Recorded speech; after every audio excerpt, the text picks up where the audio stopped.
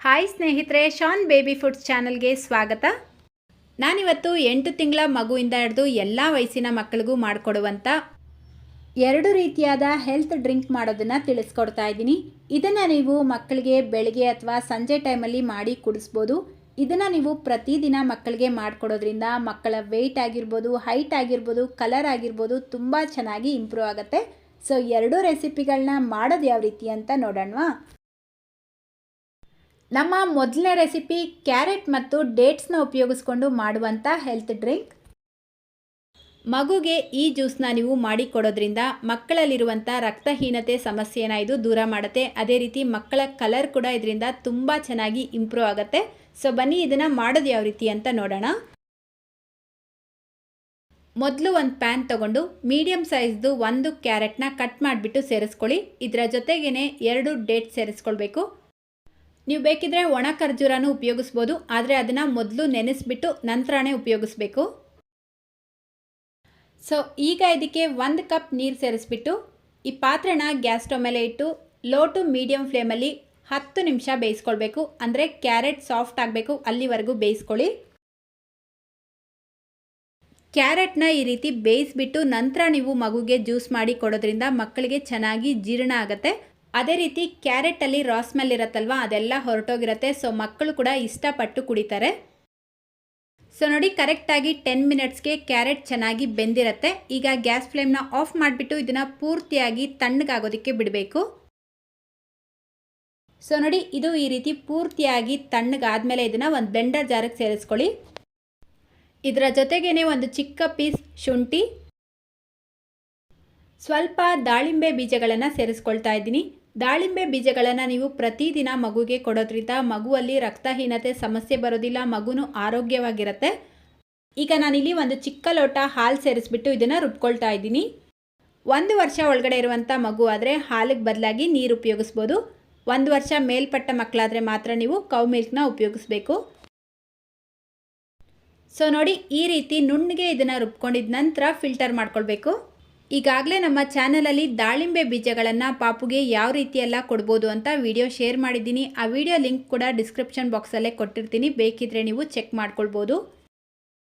So ಅಷ್ಟೇ, ಈಗ health drink ರೆಡಿಯಾಗಿದೆ. ಇದನ್ನು ನೀವು ಗ್ಲಾಸಲ್ಲಾದರೂ ಕುಡಿಸ್ಬೋದು ಅಥವಾ ಫೀಡಿಂಗ್ ಬಾಟ್ಲಲ್ಲಾದರೂ ಹಾಕ್ಬಿಟ್ಟು ಮಗುಗೆ ಕುಡಿಸ್ಬೋದು.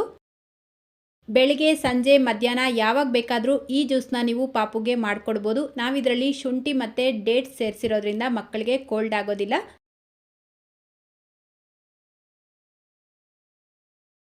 ನಮ್ಮ ನೆಕ್ಸ್ಟ್ ರೆಸಿಪಿ ಪ್ರೋಟೀನ್ ಪೌಡರ್. ಇದನ್ನು ನೀವು ಮಾಡಿಟ್ಕೊಂಡು ಯಾವಾಗ ಬೇಕೋ ಆವಾಗ ಮಕ್ಕಳಿಗೆ ಹಾಲು ಜೊತೆಲಿ ಮಿಕ್ಸ್ ಮಾಡಿ ಕುಡಿಸ್ಬೋದು. ಪ್ರೋಟೀನ್ ಹಾಲು ನೀವು ಮಕ್ಕಳಿಗೆ ಮಾಡಿಕೊಡೋದ್ರಿಂದ ಅವರ ವೆಯ್ಟ್ ಆಗಿರ್ಬೋದು, ಹೈಟ್ ಆಗಿರ್ಬೋದು ತುಂಬ ಚೆನ್ನಾಗಿ ಇನ್ಕ್ರೀಸ್ ಆಗುತ್ತೆ. ಅದೇ ರೀತಿ ಅವರ ಕಲರ್ ಕೂಡ ಅಷ್ಟೇ ಇಂಪ್ರೂವ್ ಆಗುತ್ತೆ. ಸೊ ಬನ್ನಿ ಹಾಗಾದರೆ ಇದನ್ನು ಮಾಡೋದು ಯಾವ ರೀತಿ ಅಂತ ನೋಡೋಣ. ಮೊದಲು ನಾನಿಲ್ಲಿ 4 ಟೀ ಸ್ಪೂನ್ ಹೆಸರುಬೇಳೆ ತೊಗೊಂಡಿದ್ದೀನಿ. ಹೆಸರುಬೇಳೆಗೆ ಬದಲಾಗಿ ನೀವು ಹೆಸರು ಕಾಳು ಬೇಕಿದ್ರೂ ಯೂಸ್ ಮಾಡ್ಬೋದು. ಇದಕ್ಕೆ ನೀರು ಹಾಕಿ ಚೆನ್ನಾಗಿ ತೊಳ್ಕೊಳ್ಳಿ. ನೋಡಿ, ಈ ರೀತಿ ತೊಳೆದ್ಬಿಟ್ಟು ಇದರಲ್ಲಿ ಸ್ವಲ್ಪನೂ ನೀರು ಇರಬಾರ್ದು. ಈಗ ಗ್ಯಾಸ್ ಮೇಲೆ ಒಂದು ಚಿಕ್ಕ ಕಡಾಯಿ ಇಟ್ಕೊಂಡು ಈ ತೊಳೆದಿಟ್ಕೊಂಡಿರುವಂಥ ಹೆಸರುಬೇಳೆನ ಹಾಕ್ಬಿಟ್ಟು ಲೋ ಫ್ಲೇಮ್ನಲ್ಲೇ ರೋಸ್ಟ್ ಮಾಡ್ಕೊಳ್ಬೇಕು. ಈ ರೀತಿ ಮಿಕ್ಸ್ ಮಾಡ್ಕೊಳ್ತಾ ರೋಸ್ಟ್ ಮಾಡ್ಕೊಳ್ತಾ ಇದ್ದರೆ ಇದರಲ್ಲಿರುವಂಥ ನೀರೆಲ್ಲ ಕಂಪ್ಲೀಟಾಗಿ ಡ್ರೈ ಆಗಿಬಿಡತ್ತೆ. ಅಥವಾ ನೀವು ಹೆಸರುಬೇಳೆನ ತೊಳೆದ್ಬಿಟ್ಟು ಇದನ್ನು ಒಂದು ಬಟ್ಟೆ ಮೇಲ್ಗಡೆ ಹಾಕಿ ಸ್ವಲ್ಪ ಹೊತ್ತು ಡ್ರೈ ಆದಮೇಲೆ ಬೇಕಿದ್ರೂ ಈ ರೀತಿ ರೋಸ್ಟ್ ಮಾಡ್ಕೊಳ್ಬೋದು. ಸೊ ನೋಡ್ತಾ ಇದ್ದೀರಾ ಅಲ್ವಾ, ಇದರಲ್ಲಿರುವಂಥ ನೀರೆಲ್ಲ ಕಂಪ್ಲೀಟಾಗಿ ಡ್ರೈ ಆಗಿದೆ. ಈ ರೀತಿ ಇದು ರೋಸ್ಟ್ ಆಗಿದ ತಕ್ಷಣ ಇದಕ್ಕೆ ಒಂದು 5 ಅಥವಾ 6 ಗೋಡಂಬಿ ಹಾಕ್ಬಿಟ್ಟು ರೋಸ್ಟ್ ಮಾಡ್ಕೊಳ್ತಾ ಇದ್ದೀನಿ. ನೋಡಿ, ಜಾಸ್ತಿ ಇದನ್ನು ಸೀದಿಸ್ಕೊಳ್ಬಾರ್ದು. ಇದರ ಕಲರ್ ಲೈಟಾಗಿ ಚೇಂಜ್ ಆಗಿ ಇದರಿಂದ ಅರೋಮಾ ಬರೋಕ್ಕೆ ಶುರುವಾಗುತ್ತೆ. ಅಲ್ಲಿವರೆಗೂ ಇದನ್ನು ರೋಸ್ಟ್ ಮಾಡಿಬಿಟ್ಟು ಒಂದು ಪ್ಲೇಟ್ಗೆ ಹಾಕಿ ಪೂರ್ತಿಯಾಗಿ ತಣ್ಣಗೆ ಮಾಡ್ಕೊಳ್ಬೇಕು. ನೋಡಿ, ಇದು ಕಂಪ್ಲೀಟಾಗಿ ತಣ್ಣಗಾಗಿದೆ. ಈಗ ಇದಕ್ಕೆ ಒಂದು ಅರ್ಧ ಟೀ ಸ್ಪೂನ್ ಕಲ್ ಸಕ್ಕರೆ ಸೇರಿಸ್ಕೊಳ್ತಾ ಇದ್ದೀನಿ. ಸ್ವೀಟ್ಗೋಸ್ಕರ, ಬೇಡ ಅಂದರೆ ಸ್ಕಿಪ್ ಮಾಡ್ಕೊಳ್ಬೋದು ಅಥವಾ ಡ್ರೈ ಡೇಟ್ಸ್ ಪೌಡರ್ ಇದ್ದರೂ ಸೇರಿಸ್ಕೊಳ್ಬೋದು.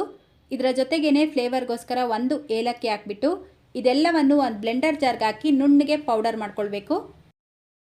ನೋಡಿ, ಈ ರೀತಿ ಎಷ್ಟು ನುಣ್ಣಗಾಗತ್ತೋ ಅಷ್ಟು ನುಣ್ಣಗೆ ಇದನ್ನು ಪೌಡರ್ ಮಾಡಿಕೊಂಡು ಒಂದು ಗಾಜಿನ ಬಾಟ್ಲಲ್ಲಿ ಹಾಕಿ ನೀವು ಬೇಕಿದ್ರೆ ಜಾಸ್ತಿ ಪ್ರಮಾಣದಲ್ಲಿ ಮಾಡಿ ಸ್ಟೋರ್ ಮಾಡ್ಕೊಳ್ಬೋದು. 1 ಮಂತ್ ಆದರೂ ಇದು ಫ್ರೆಶ್ ಆಗೇ ಇರುತ್ತೆ. ನೀವು ಯಾವಾಗೆಲ್ಲ ಮಕ್ಕಳಿಗೆ ಪ್ರೋಟೀನ್ ಹಾಲು ಮಾಡಿಕೊಡ್ಬೇಕು ಅಂತಿರೋ ಈ ಪೌಡರ್ನ ಉಪಯೋಗಿಸ್ಬಿಟ್ಟು ನೀವು ಮಾಡಿಕೊಡ್ಬೋದು.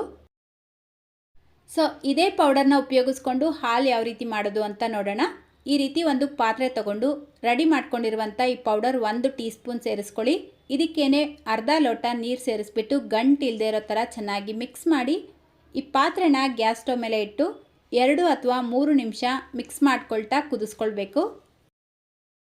1 ವರ್ಷ ಒಳಗಡೆ ಇರುವಂಥ ಮಕ್ಕಳಿಗಾದರೆ ನೀವು ಹಾಲಿಗೆ ಬದಲಾಗಿ ನೀರು ಉಪಯೋಗಿಸ್ಬಿಟ್ಟೆ ಮಾಡಿಕೊಡಿ.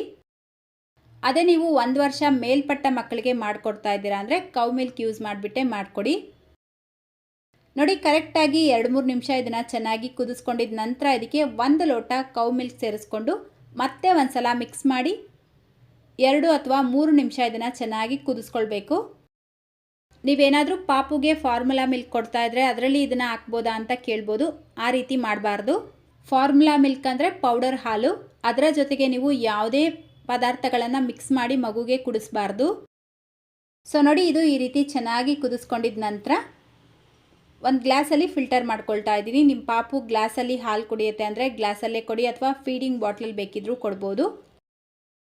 ನಾವಿದರಲ್ಲಿ ಏಲಕ್ಕಿ ಎಲ್ಲ ಸೇರಿಸಿರೋದ್ರಿಂದ ಮಗುಗೆ ಈ ರೀತಿ ಫಿಲ್ಟರ್ ಮಾಡಿಬಿಟ್ಟು ಕೊಡೋದು ಒಳ್ಳೆಯದು. ಇದನ್ನು ನೀವು ಬೆಳಿಗ್ಗೆ ಅಥವಾ ಮಧ್ಯಾಹ್ನ ಟೈಮಲ್ಲಿ ಪಾಪುಗೆ ಮಾಡಿ ಕುಡಿಸ್ಬೋದು.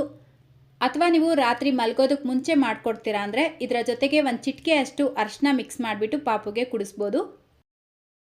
ಸೊ ಇವತ್ತಿನ ವಿಡಿಯೋ ಇಷ್ಟ ಆಗಿದ್ರೆ ಲೈಕ್, ಶೇರ್ ಮಾಡೋದ್ರ ಜೊತೆಗೆ ಚಾನಲ್ಗೆ ಹೊಸದಾಗಿ ವಿಸಿಟ್ ಮಾಡಿದರೆ ಪ್ಲೀಸ್ ಸಬ್ಸ್ಕ್ರೈಬ್ ಮಾಡಿಕೊಂಡು ಪಕ್ಕದಲ್ಲೇ ಬರೋ ಬೆಲ್ ಐಕನ್ನ ಕ್ಲಿಕ್ ಮಾಡಿ ಆಲ್ ಅನ್ನೋ ಆಪ್ಷನ್ನ ಕ್ಲಿಕ್ ಮಾಡ್ಕೊಳ್ಳಿ ಅಂತ ಹೇಳ್ತಾ, ಇದೇ ರೀತಿ ಮತ್ತೊಂದು ವಿಡಿಯೋದೊಂದಿಗೆ ಮತ್ತೆ ಸಿಗೋಣ. Thank you.